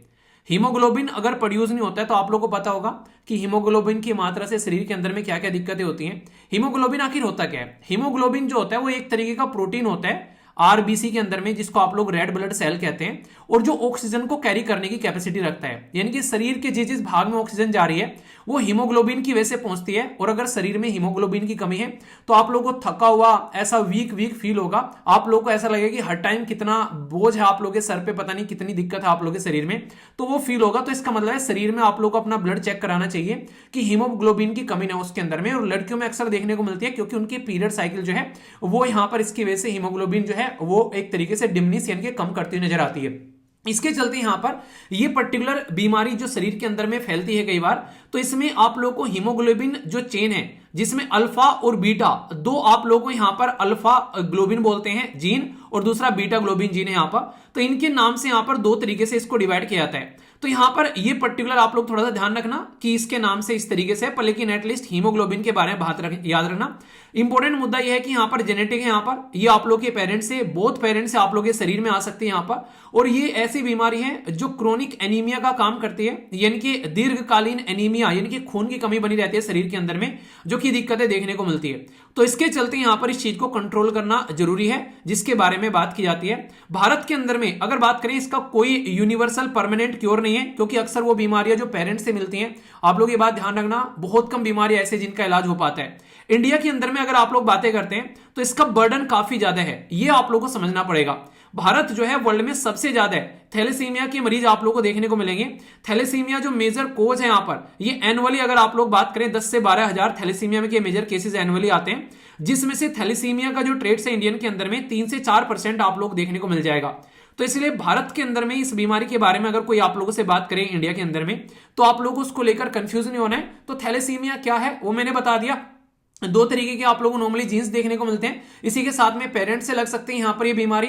सिम्टम्स क्या है कि आप लोगों को बेसिकली काफी सारी दिक्कतें देखने को मिलती हैं, खासकर जो मैंने बताया कि ब्लड जो है शरीर के अंदर में प्रॉपर जा नहीं पाएगा, तो इसलिए इसके बारे में आप लोग थोड़ा सा ध्यान जरूर रखिएगा। ठीक है, तो अपना ब्लड चेक कराते रहा करो यार, एक तो ब्लड डोनेट करते रहा करो, बहुत फायदेमंद है, दूसरा ब्लड भी चेक कराते रहा करो, बहुत फायदे इससे देखने को मिलेगा। ठीक है, और सॉल्यूशन भी आप लोग बोल सकते हैं, वैसे तो कोई ज्यादा सॉल्यूशन नहीं है, पर हाँ ब्लड वगैरह अपनी बेसिकली ब्लड जो ट्रांसफ्यूजन करना, पेरेंट की स्क्रीनिंग करवाना, वो सारी करवाना। कोज क्या है मैंने बताई दिया, अभी यहाँ पर ब्लड कैरिंग कैपेसिटी कम हो जाती है और यहाँ पर दिक्कतें बहुत सारी शरीर के अंदर में देखने को मिलने लगती हैं इसकी वजह से। ज्यादा रटना नहीं है चीजों को, बस थोड़ा सा समझना। कई बार कई सारी बीमारी के नाम देकर और ये पूछ लिया जाता है इसका दूसरा नाम क्या है यहाँ पर, तो यहां पर इसको बोलोगे नोरोवायरस। वायरस नाम से पता चलता है कि ये बीमारी वायरल है या फिर बैक्टीरियल है या फिर फंगल है, तो ये एक वायरल बीमारी है। दूसरा इसका नाम एक और आप लोगों को देखने को मिलेगा, इसको विंटर वोमिटिंग डिजीज भी बोलते हैं, और हर एक एज में आप लोगों को देखने को मिल जाती है। विंटर वोमिटिंग यानी कि इसके होने की वजह से अगर ये शरीर के अंदर एंट्री करता है तो भाई साहब यहां पर इंसानों को वोमिटिंग यानी कि उल्टी काफी लार्ज स्केल पर लगती हुई नजर आती है। और रीजन क्या है, कोई दूषित खाना यानी कि कॉन्टेमिनेटेड फूड या पानी पी लेना पर्सन टू पर्सन कॉन्टैक्ट से भी फैल सकती है। इसीलिए बोला गया कि इसको ये जो है ये हाईली कॉन्टिग्यूअस है, यानी कि संक्रामक बीमारी आप लोगों को देखने को मिलेगी जो कि फैलती हुई नजर आती है। और यहां पर इसी के साथ में यहां पर उल्टी से उत्पन्न जो कण है अगर वो भी किसी के कॉन्टैक्ट में आते हैं तो उससे भी यहां पर इंसान को फैल सकती है। पर खतरनाक चीज है कि भाई इसका कोई इलाज नहीं है, और hundreds of millions of infection आप लोगों को ग्लोबल वर्ल्ड में देखने को मिलेंगे। इसीलिए यहां पर जब इसका आउटब्रेक होता है तो भाई कई जगह तो यहां पर जो चीजें हैं उनको बंद कर दिया जाता है, स्कूल हो गए, शिप्स हो गए, होटल वगैरह हो गए, ताकि ये बीमारी ज्यादा ना फैल सके। और दुनिया में सबसे अमीर अगर कंट्री में फैल रही है तो इस बीमारी के बारे में थोड़ा सा अंदाजा आप लोगों को भी होना चाहिए। कल को चलकर वो नोरो वायरस नहीं लिखेंगे, आप लोगों से विंटर वोमिटिंग वायरस का नाम लिख देंगे, तो कंफ्यूज मत हो जाना कि किसी और बीमारी के बारे में तो नहीं बात कर दी। भाई यही बीमारी है, यही इसके बारे में आप लोगों को अंदाजा रखना है, ठीक है। अच्छा, इसीलिए मैं आप लोगों को यह भी कहता हूं कि कभी भी बाहर का खाना खाने से आप लोगों को बचना चाहिए। हमेशा घर का बना हुआ खाना खाइए, जिंदगी में काफी अच्छी इंजॉय करते हुए नजर आओगे। जितना बाहर के खाने के ऊपर डिपेंड रहोगे उतना ही शरीर को बर्बाद करते हुए नजर आओगे। तो घर का खाना सबसे बेस्ट है। कोई भी इंटरनेशनल रिलेशन या फिर इंटरनेशनल बॉडी जो है वो अगर न्यूज में आ जाती है तो डायरेक्ट क्वेश्चन आप लोगों के बनते हुए यहां पर नजर आते हैं। तो इसलिए इसको ध्यान से सुनिएगा, इसके बारे में डिटेल में थोड़ी सी बात करूंगा मैं आप लोगों से, और भारत के किसानों से रिलेटेड भी कुछ बातें आप लोगों को देखने को मिलेगी, तो इसलिए भी इंपॉर्टेंट सेक्शन हो जाएगा। इंटरनेशनल कोई भी कानून अगर भारत में इंप्लीमेंट किया जाए और उसकी वजह से भारत के किसानों को दिक्कत देखने को मिले तो ये बड़ी बात होती है और न्यूज में आ जाती है ग्लोबल प्लांट ट्रीटी। तो क्या है ये ग्लोबल प्लांट ट्रीटी, और यहां पर हमारे देश के अंदर में जो किसानों ने इसका जो है क्यों विरोध किया, इसके बारे में आप लोगों से बात करूंगा। इसलिए पूछा जा सकता है कहां से निकाल के लेकर आई, किसके द्वारा पब्लिश की गई। तो इसके साथ में एक ऑर्गेनाइजेशन भी बात करूंगा FAO के बारे में, तो ध्यान से सुनिएगा। अभी रिसेंटली यहां पर जो न्यूज में देखने को मिला ये था international treaty on plants genetic, साथ में resources for food and agriculture, जिसको ITPGRAF बोला गया। तो ये जो पर्टिकुलर ट्रीटी है, सबसे खतरनाक चीज तो ये है कि अगर आप लोगों ने ट्रीटी साइन कर ली तो भाई ये बाइंडिंग है, यानी कि इसके अंदर में जो भी बातें लिखी हुई हैं वो आप लोगों को माननी पड़ेगी। अगर इसके अंदर में लिख दिया, कल को चलकर जो बांस का जो पेड़ है जिसको हमारे देश के अंदर में ग्रास की कैटेगरी में कंसिडर किया गया कि भाई उसको आप लोगों को नहीं काटना है, तो आप लोगों को नहीं काटना है। तो यहां पर ये कंजर्वेशन के बारे में बात करती है, साथ ही साथ में सस्टेनेबल यूज के बारे में बात करती है, और सबको इक्वल यानी कि शेयर बेनिफिट होना चाहिए। ऐसा नहीं कि कोई एक इंसान इसका एंजॉय कर रहा है, जो भी खाना और एग्रीकल्चर से रिलेटेड जो भी चीजें हैं। ये ट्रीटी जो है फूड एंड एग्रीकल्चर ऑर्गेनाइजेशन के द्वारा 2001 में तो अडॉप्ट की गई थी जब इसका 31वां सेशन था, और फिर इसको इंप्लीमेंट करने में 3 साल लगे, 2004 में इसको इंप्लीमेंट किया गया। पर लेकिन ऐसा नहीं कि इन्होंने पास कर दिया तो इंप्लीमेंट होगी। भाई जो कोई भी यहां पर इसको अपने देश के अंदर में इंप्लीमेंट करेगा तो उसको इसको अलग से साइन करना पड़ेगा, अपनी पार्लियामेंट से पास करके इसको रेटिफाई करना पड़ेगा, तो फिर ये लीगली बाइंडिंग हो जाएगी। यानी कि इसका मतलब है कि तुम्हारी पार्लियामेंट ने अगर एक्सेप्ट कर लिया है कि भाई ये जो ट्रीटी है ये हम लोग एक्सेप्ट कर रहे हैं, तो फिर ये तुमको फॉलो करनी पड़ेगी। और plant genetic resource for food and agriculture जो है यहाँ पर ये इसको स्पेशली ये एक तरीके का बाइंडिंग एग्रीमेंट होगा कि आप लोगों को इनका ध्यान रखना है। तो सबसे पहले तो यहां पर जो इन्होंने कंजर्वेशन की बात करी है उनको आप लोग बर्बाद नहीं कर सकते, जो भी इसके अंदर में पेड़ पौधे यहां पर खाना पीना जो भी होगा। दूसरा यहां पर फेयर यूज और इक्विटेबल शेयरिंग आप लोगों को देखने को मिलेगी। नेक्स्ट यहां पर सस्टेनेबल एग्रीकल्चर और यहां पर फूड सिक्योरिटी के बारे में बात की जाती है। तो यहां पर इसका बेसिक पर्पज ये कि आप लोगों को फाउंडेशन लगानी पड़ेगी इंटरनेशनल लेवल के हिसाब से अपने देश के अंदर में, अगर आप लोग इसको एक्सेप्ट कर लेते हो तो ये दिक्कत है यहां पर इस ट्रीटी के अंदर में। तो फूड एंड एग्रीकल्चर ऑर्गेनाइजेशन की ट्रीटी है, तो क्वेश्चन आप लोगों से पूछा जा सकता है एग्रीकल्चर कैटेगरी के अंदर भी। आप लोगों को ये बताना है फूड एंड एग्रीकल्चर जो ऑर्गेनाइजेशन है उसका हेडक्वार्टर कहां पर है, तो पहला तो ये पता होना चाहिए। और इसकी कुछ रिपोर्ट्स हैं जिनकी फुल फॉर्म आप लोगों को बतानी है। जो यहां पर एक रिपोर्ट का नाम है SOFIA सोफिया, जिसको state of world fishery and aquaculture बोलते हैं। एक रिपोर्ट का नाम है SOFO सोफो, जिसको स्टेट ऑफ वर्ल्ड फॉरेस्ट बोलते हैं यहां पर। और एक इस रिपोर्ट का नाम है सोफी, ये न्यूज में भी रहती है कई बार क्योंकि फूड सिक्योरिटी के बारे में बात करती है। और इस रिपोर्ट को आप लोग इस आर्टिकल के साथ भी कनेक्ट कर सकते हैं। इसको कहते हैं स्टेट ऑफ फूड सिक्योरिटी, जो state of food security and nutrition in the world. एक होती है सोफा SOFA सोफा, उसको कहते हैं state of food and agriculture.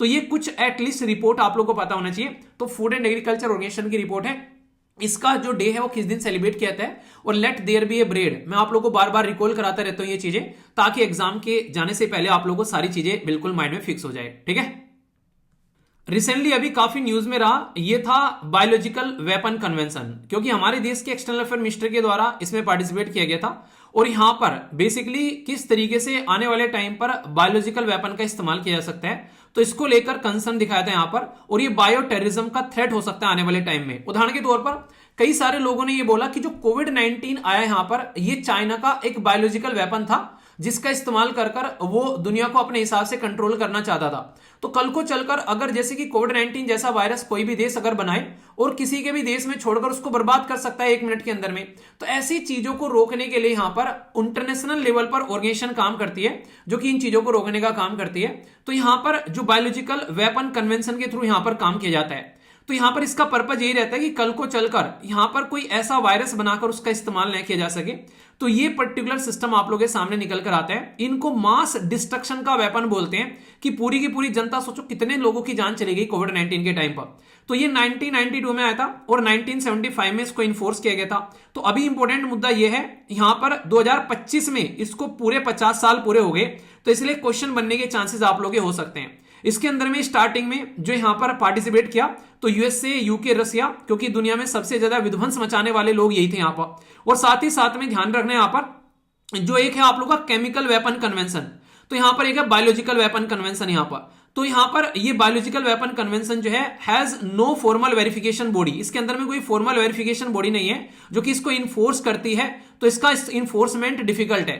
जैसे नहीं मैं बोलूं कि भाई तुमको आंसर राइटिंग करना ही करना है, तुमको डेली एप्लीकेशन पर टेस्ट लगाना है, क्विज देना ही देना है, मैं चेक करूंगा, पर लेकिन मैं बोल दूं कि यार करना है कर लो, नहीं करना है कर लो, कोई चेक करने वाला नहीं है। तो यहां पर जो केमिकल वेपन है यहां पर उसको तो चेक करने के लिए है, यहां पर बेसिकली जो इसको देखने के लिए बॉडी है यहां पर, जिसको organisation for biochemical probation of the chemical weapon बोलते हैं, पर लेकिन इसको ज्यादातर इन्फोर्स करने के लिए कोई प्रॉपर ऐसा वेरिफिकेशन बॉडी नहीं है। तो ये दिक्कतें हैं यहां पर। प्रोविजन ये कि भाई कोई भी ऐसा इस्तेमाल आप लोगों ने करना है, निषेध करना है, इससे डिस्ट्रक्शन की जो चीजें यहां पर इनको बढ़ावा नहीं देना है, यहां पर कॉन्फिडेंस बिल्डिंग होना चाहिए और पीसफुल आप लोगों को रहना पड़ेगा।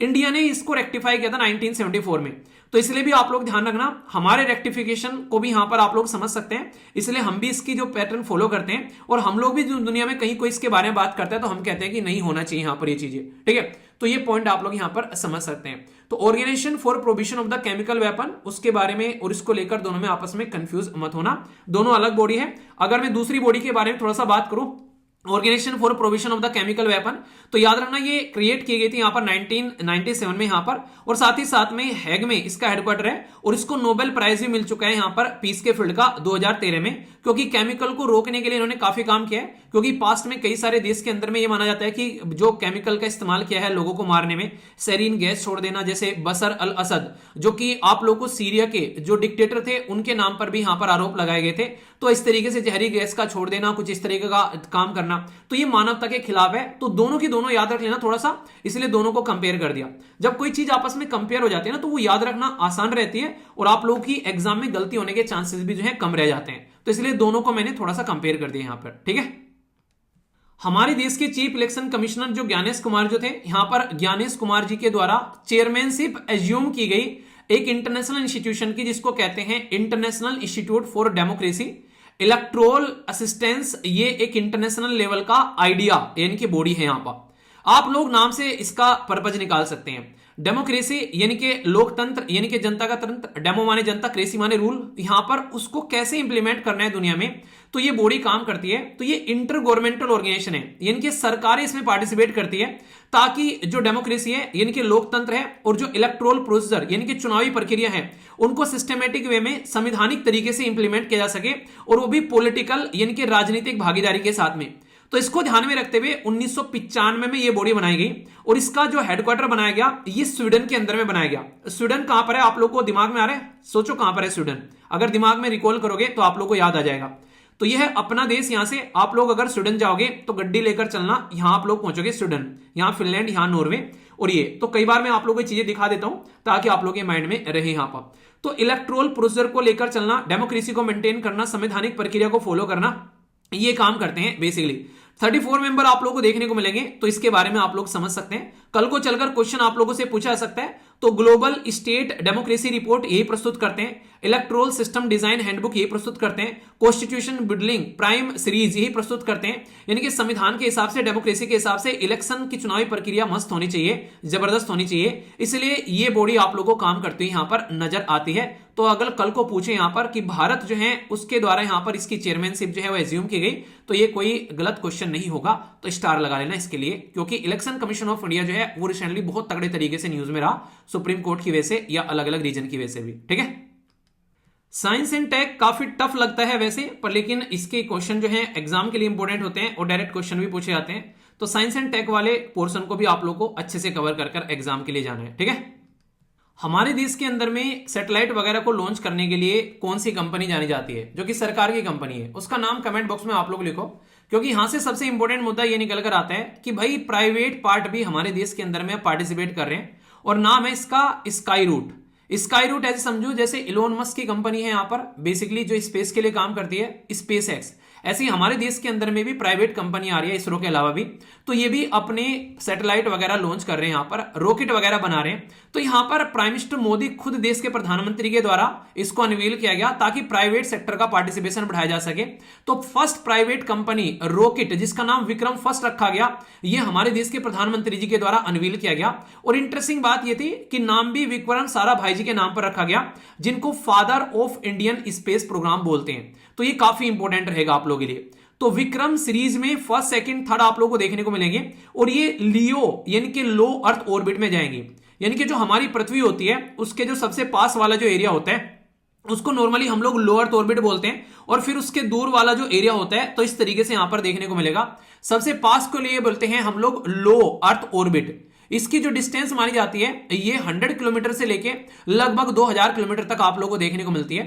दूसरा जो आप लोगों को देखने को मिलता है, इसका जो नाम दिया जाता है उसको कहते हैं MEO यानी कि मीडियम अर्थ ऑर्बिट। तो उसकी जो डिस्टेंस है वो आप लोगों को थोड़ी सी इससे ज्यादा देखने को मिलेगी।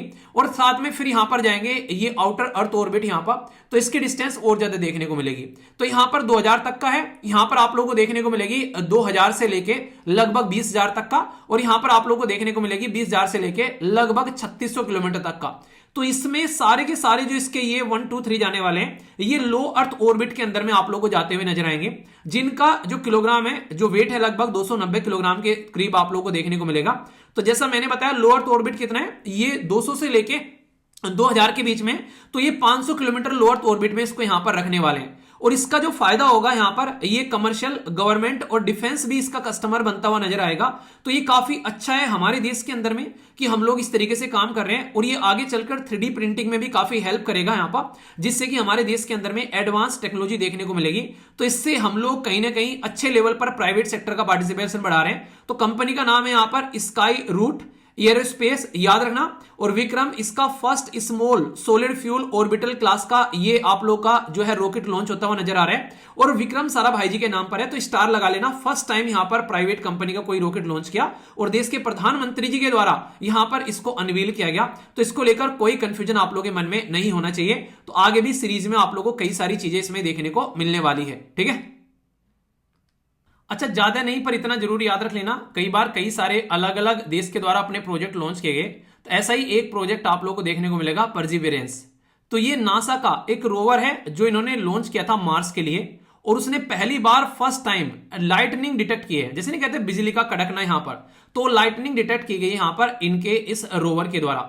यानी कि जो मंगल ग्रह है, यानी कि जो मार्स है, यहां पर ये रोवर यहां पर घूम रहा है, नासा के द्वारा लॉन्च किया गया था। यहां पर ये लॉन्च किया गया था 30 जुलाई 2020 में, और ये लैंड होता जाकर यहां पर लगभग 18 फरवरी 2021 के अंदर में। तो ये काफी इंपॉर्टेंट है, जो कि आप लोगों से पूछा जा सकता है। जो लैंडिंग साइट थी ये भी यहां पर कई बार क्वेश्चन बनी, जिसको नाम दिया गया जेजेरो क्रेटर। तो जेजेरो क्रेटर यहां पर ये एक एनिशिएंट लेक बेड है, जहां पर ये जाकर ये जो रोवर जो है वहां पर रुका, और वहां से इंफॉर्मेशन इकट्ठा कर रहा है। हम लोग क्यों ऐसे प्रोजेक्ट लॉन्च करते हैं, ताकि हम लोग अर्थ के बारे में समझ सकें कि भाई हमारी अर्थ जो है कैसे कैसे बनी, उसके आसपास वाला एरिया क्या है। तो सैंपल कलेक्शन करना, ह्यूमन एक्सप्लोर करते हैं, क्लाइमेट और वाटर का असेसमेंट करना, स्टडी करना पृथ्वी के बारे में, चीजों को अंडरस्टैंड करना मार्स के बारे में, और काफी पास्ट में भी क्या कोई लाइफ थी उसकी भी स्टडी की जाती है इस तरीके की चीजों के ऊपर में।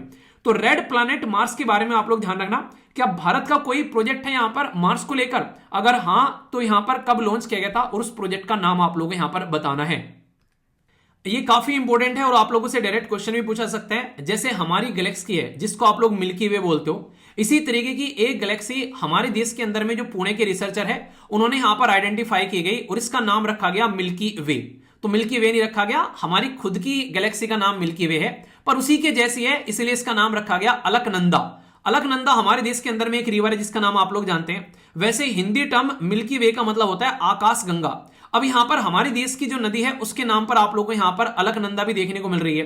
तो ये लगभग 12 बिलियन लाइट ईयर अवे है धरती से और स्पाइरल स्ट्रक्चर की है। जैसे नहीं आप लोग नोटबुक लाते हैं उसमें स्पाइरल बाइंडिंग होती है तो जिसकी वजह से बढ़ा रहता है स्पाइरल बाइंडिंग की वजह से, तो यहां पर ऐसी आप लोगों को देखने को मिलेगी। तो ये इसीलिए न्यूज में आ गई और भारत के द्वारा ये खोजी गई है। तो नाम भारत नहीं रखा है यहां पर, क्यों हमने खोजा है। अलकनंदा रिवर हिमालयन रीजन से आप लोगों को देखने को मिलती है। तो जैसे मिल्की वे है उसी शेप स्ट्रक्चर में देखने को मिल रही है और ये किसकी हेल्प से यहां पर ये खोजी गई है, तो ये इंपॉर्टेंट है काफी। यहां पर याद रखना जेम्स वेब स्पेस टेलीस्कोप जो कि मोस्ट पावरफुल स्पेस ऑब्जर्वेटरी है यहां पर, इसकी हेल्प से इसको खोजा गया है। यानी कि इंडियन साइंटिस्ट ने जो पता लगाया वो इस टेलीस्कोप का इस्तेमाल कर यहां पर पता लगाया है। तो आगे चलकर हम लोग क्यों ऐसी ऐसी चीजें खोज रहे हैं, तो आप लोगों ने ऋतिक रोशन की मूवी देखी होगी जिसमें जादू है। जादू याद आता है, जादू। तो यहां पर जो पृथ्वी पर आता है और फिर उसको ऋतिक रोशन छोड़ के आता है, मूवी का नाम क्या आप लोग बताओ, मेरे दिमाग से निकल गया। तो यहां पर उसके अंदर में ये चीजें साफ साफ दिखाई गई हैं कि भाई ऐसा नहीं कि पृथ्वी पर ही बस जीवन है, इसके अलावा भी और कहीं भी आप लोगों को जीवन देखने को मिल सकता है। तो उस जीवन की स्टडी करना, यहां पर अगर पृथ्वी जैसा ही कोई स्ट्रक्चर कहीं पर है तो उसके बारे में हमारी अंडरस्टैंडिंग डेवलप करना, तो ये सारे पॉइंट आप लोग यहां पर समझ सकते हैं। तो कल को चलकर हो सकता है कि हमसे भी ज्यादा इंटेलिजेंस स्पीसीज किसी और प्लैनेट पर रहती हो तो हम लोग उसके बारे में जान पाएंगे। तो ये पॉइंट आप लोग समझ सकते हैं। जेम्स वेब स्पेस टेलीस्कोप जो है ये वर्ल्ड की मोस्ट पावरफुल टेलीस्कोप है जो कि नासा के द्वारा लॉन्च की गई थी और यहां पर इसके बारे में ध्यान रखना काफी इंपॉर्टेंट है। यहां पर जो आज की डेट में हम भी यहां पर इसका इस्तेमाल कर रहे हैं, तो इसी की हेल्प से हम लोगों ने यहां पर ये चीजें जो है इनका पता लगाया। ठीक है, तो इंपॉर्टेंट है, कंफ्यूजन आप लोगों को इसको लेकर नहीं होना चाहिए। तो अलकनंदा भी याद रखना।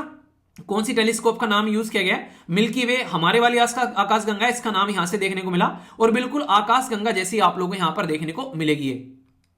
एक टर्म कई बार न्यूज में आप लोगों ने देखी होगी, इसको कहते हैं सोलर फ्लेयर, यानी कि सूरज के अंदर में ज्वाला। सूरज जो आप लोगों को पता है एक जबरदस्त तरीके से गर्मी और एक तरीके से एनर्जी प्रोड्यूस करता है जिसकी वजह से हमारे ग्रह के ऊपर भी जीवन की उत्पत्ति होती है। पेड़ पौधों को गर्मी मिलती है, धूप मिलती है, तो फोटोसिंथेसिस प्रकाश संश्लेषण की क्रिया होती है यहां पर लेकिन सूरज के अंदर से जो ये रोशनी निकल कर आती है, जो गर्मी निकल कर आती है, सोलर फ्लेयर जो है यहां पर, इसमें आप लोगों को देखने को मिलेगा एक मैग्नेटिकली एक्टिव रीजन है यहां पर जो कि एसोसिएटेड रहता है सन स्पॉट के साथ में।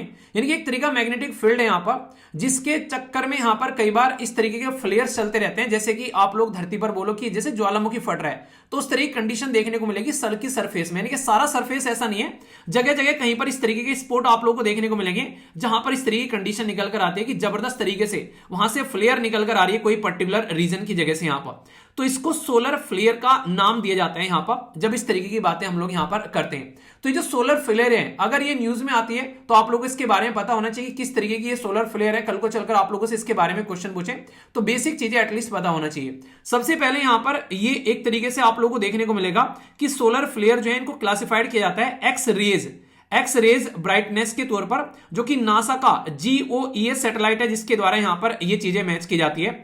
इसके अंदर में आप लोगों को मैग्नेटिक जो है रिकनेक्शन देखने को मिलेगा जिसकी वजह से जो फील्ड है यहां पर वो इस तरीके से ट्विस्ट होता हुआ आप लोगों को नजर आता है कि वो सडन तरीके से ब्रेक होता है यहां पर और फिर रिकनेक्ट होता है। ऐसे नहीं जैसे आप लोग स्प्रिंग को पकड़ो छोड़ दो, पकड़ो छोड़ दो, तो इस तरीके से थोड़ा सा आप लोग समझ सकते हैं, या किसी लचीली जो डंडी है या रोड है उसको मोड़ो और छोड़ दो, तो इस तरीके के इमीडिएटली इंटेंस आप लोगों को यहां पर ऐसा सिस्टम देखने को मिलेगा।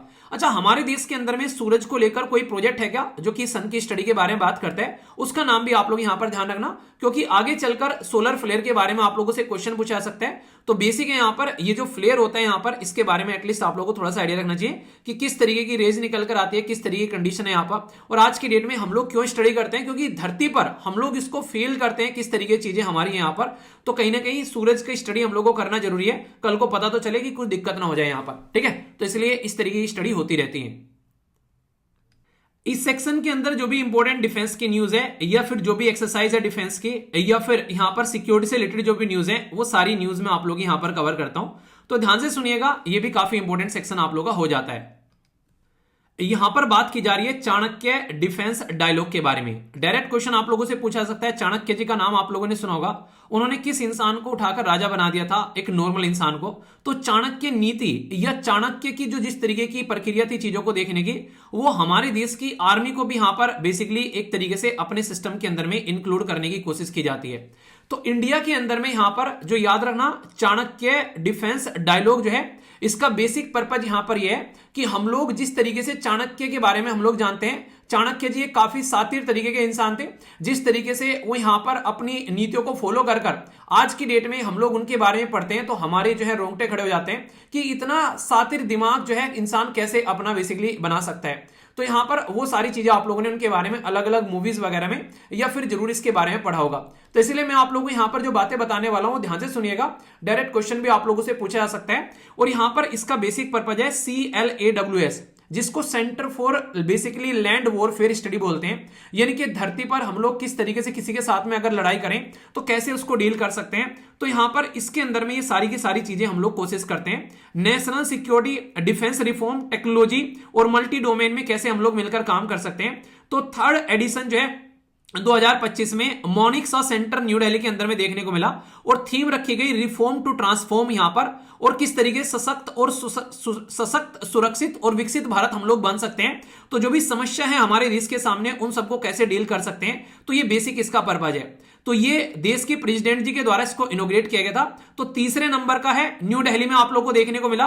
बेसिक थीम क्या थी यहां पर, ये आप लोगों को किस लिए यहां पर पढ़ना है, तो सिक्योरिटी के पॉइंट ऑफ से काफी इंपॉर्टेंट यहां पर हो जाता है, तो इसके बारे में ध्यान रखना। तो डिफेंस की स्ट्रेटजी बनाना, टेक्नोलॉजी को एडवांस लेकर जाना है यहां पर, इंडस्ट्री बढ़ाना डिफेंस की हमारे देश के अंदर में, फ्यूचर के किसी के ऊपर में डिपेंडेंट ना होना, तभी हम लोग अपने आप को विकसित भारत बोल पाएंगे, वरना ये पॉसिबल नहीं है। अच्छा, कभी कभी कुछ चीजें ऐसी पूछ ली जाती हैं, आप लोग को ज्यादा रटनी तो नहीं होती हैं, पर एटलीस्ट थोड़ा सा याद रखना कि है क्या, कम से कम नाम तो पता होना चाहिए। तो हीरोन MK2, तो यहां पर ये क्या है, ये UAV है, अनमैन्ड एयर व्हीकल है, जो कि मीडियम एल्टीट्यूड लॉन्ग एंड्योरेंस, जिसको मेल भी बोला गया। तो ये इजराइल से हम लोगों ने यहां पर बेसिकली प्रोक्योर कर रहे हैं। तो ये आप लोगों से क्वेश्चन पूछा सकता है। तो इंडियन आर्म फोर्स प्रोक्योर कर रही है सैटेलाइट लिंक हेरोन, जिसको सैटेलाइट के साथ में लिंक कर इमरजेंसी के तौर पर हम लोग इसको इस्तेमाल करते हुए नजर आएंगे, क्योंकि हमारे देश के साथ में जो बॉर्डर जुड़े हुए हैं वो बड़े गलत तरीके के हैं। पाकिस्तान, चाइना, कभी कभी बांग्लादेश भी आप लोगों को देखने को मिलते हैं। तो आर्मी, नेवी और एयरफोर्स सारी इसको यूज कर पाएंगी। तो बॉर्डर सिक्योरिटी के लिए काफी इंपॉर्टेंट आप लोगों को यहां पर देखने को मिलेगा। तो इसका नाम याद रखना, किस देश से हम लोग खरीद रहे हैं, कल को चलकर डायरेक्ट क्वेश्चन पूछे तो कंफ्यूजन आप लोगों को नहीं होना चाहिए। ऐसी एक न्यूज है यहां पर, MH6R, ये है सी वॉक हेलीकॉप्टर। तो ये किससे हम लोग खरीद रहे हैं, ये खरीद रहे हैं यूएसए से, इंडियन नेवी के लिए। तो इसके लिए भी हमारी अच्छी खासी डील आप लोगों को देखने को मिली। तो यहां पर यह भी पूछा जा सकता है किसके द्वारा डेवलप किया जा रहा है, तो हमारे देश के अंदर में ऑलरेडी यहां पर डिप्लॉय किए जा चुके हैं कई तरीके के, जो खासकर जैसे कि डिस्ट्रॉयर हो गए, फेरिगेट हो गए।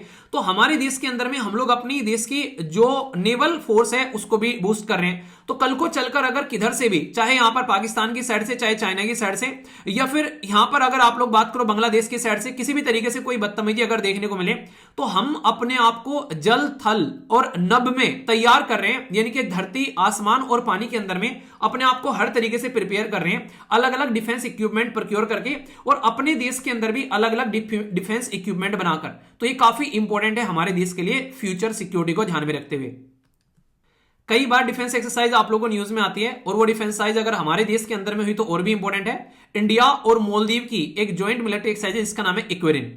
ये जो वर्ड है इक्वेरिन, इसका मतलब होता है फ्रेंडशिप यहां पर। तो याद रखना, यहां पर बेसिकली एक लैंग्वेज है जिसको कहते हैं यहां पर देवी। तो देवी लैंग्वेज यहां पर, जिसमें इसका वर्ड जो है इसका मतलब होता है फ्रेंडशिप। 2009 में स्टार्ट की गई ये एनुअल एक्सरसाइज देखने को मिलती है इंडिया और मालदीव के बीच में। मालदीव एक कंट्री आप लोगों को यहां पर नजर आ जाएगा, जैसे यहां पर इंडियन ओशन है, तो इसके जस्ट नीचे जाओगे तो आप लोगों को यहां पर मालदीव दिखाई देगा।